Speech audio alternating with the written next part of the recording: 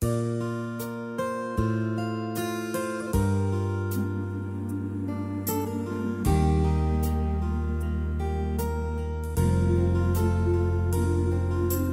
家好，南无阿弥陀佛。现在我要为各位介绍的这个题目叫做母亲的信。母亲的信。过去啊，有一位慧心法师啊，慧心法师，他还是一个15岁的沙弥的时候，有一天呢、皇帝啊到寺院上香去礼佛啦，礼佛。这个慧心法师呢，他应对得体啦，让皇帝啊非常的欣赏。那么他回朝之后啊，又下旨要召见这个慧心法师，并赏赐给他很多东西哦。这个慧心沙弥呢，忽然呢，那么得到了皇上的这种恩宠，不禁就想起了故乡的母亲啊，于是他就赶紧将皇上的赏赐呢转送给母亲，以表达他的孝心呐。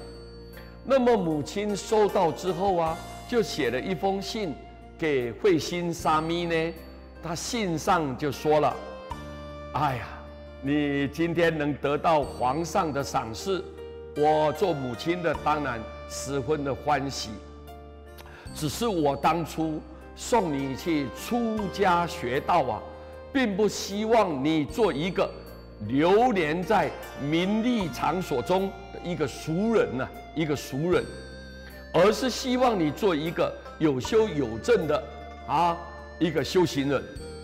如果你只喜欢在世间的虚荣，便违背了我当初让你入佛门修行的这个心愿。出家人呢，最重要的是在真参实学，要做一个人天师表，慧心沙弥法师收到了这一封意想不到的信以后，他就一改虚荣了，改变他的虚荣心，立志要做一个真正弘法度众的宗教家，效法要《华严经》里面的菩萨所行的，说但愿众生得离苦，不为自己求安乐。他不在名利上追求。慧心法师被母亲感动，就托人呢，就告诉母亲说，明年的夏天呢，他准备向师父请假，返乡来探望他。不久呢，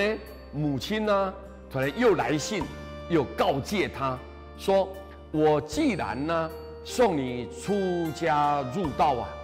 你就是佛门所有的，一切众生所有的，就不再是母亲我一个人的儿子喽。从今以后，你应该以如来的佛旨来自居，要孝顺师长，要亲近三宝，不要只以母亲一个人为念念念不忘，不可以的。所以明年的夏天，你要返乡来探亲，这种念头应该要打消。慧心法师经过母亲这2次的教训以后发心立愿立下一个志愿，要精勤学道，终于成为一个真正的出家僧宝。慧心法师母亲的教诲，让他醒悟了，因为有这么伟大的母亲，慧心法师才能成为在佛门的栋梁，一个法器。这对母亲的这个信呢，这一封母亲的信，也告诫了全天下，我们要学道、要参禅的佛弟子们，应该好好的慎重思考，不要以私人的情感为重，要以众生来幸福为第一。希望我们大家努力来学习，感谢大家。南无阿弥陀佛。